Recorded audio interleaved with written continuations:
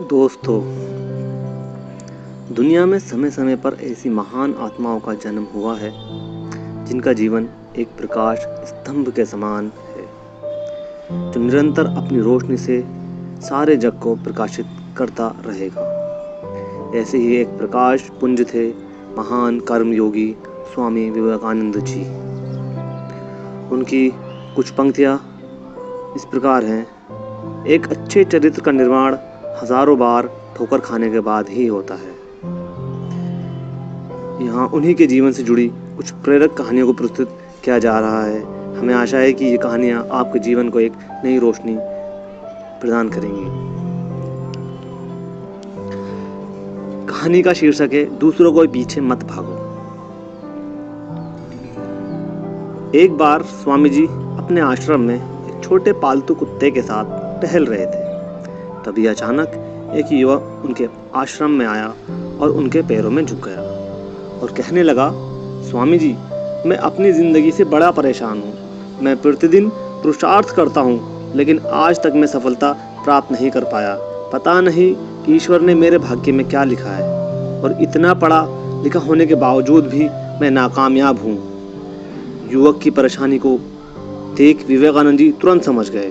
उन्होंने युवक से कहा, भाई, थोड़ा मेरे इस कुत्ते को कहीं दूर तक सैर करा दो, उसके बाद मैं तुम्हारे प्रश्नों का उत्तर दूंगा।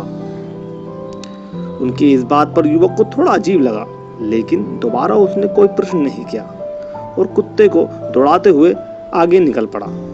बहुत देर तक कुत्ते को सैर कराने के पश्चात जब युवक आश्रम में पहुंचा तो उन्होंने देखा कि युवक के चेहरे पर अभी भी तेज है, लेकिन वे छोटा कुत्ता थकान से जोर जोर से हाफ रहा था।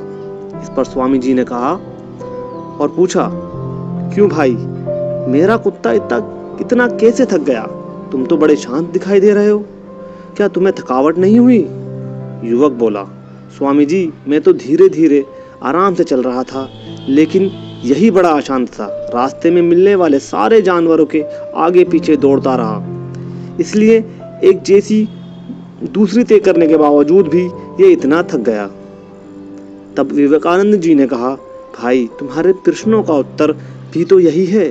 तुम्हारा लक्ष्य तुम्हारे अगल बगल है, वो तुमसे कहीं दूर थोड़ी है, परंतु तुम अपने लक्ष्य का पीछा करना छोड़ अन्य लोगों के आगे पीछे दौड़ते रहते हो, और इस तरह तुम जिस चीज को पाना चाहते हो उससे दूर चले जाते हो।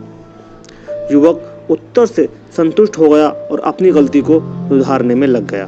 दोस्तों, क्या आपको नहीं लगता आज हम भी इसी कहानी के कुत्ते के समान दूसरों को फॉलो करने में लगे हुए हैं? आपका मित्र फैशन डिजाइनर है, तो आप भी वही बनना चाहते हैं, भले ही उसमें आपकी कोई रुचि हो या नहीं। ऐसा करके हम अपनी प्रतिभाओं को खो बैठते हैं और जिंदगी की करते रहते हैं। इसलिए दोस्तों, दूसरों को फॉलो ना करें, अपना लक्ष्य खुद बनाएं और उसके पीछे भी लगन से, पूरे लगन से लग जाएं।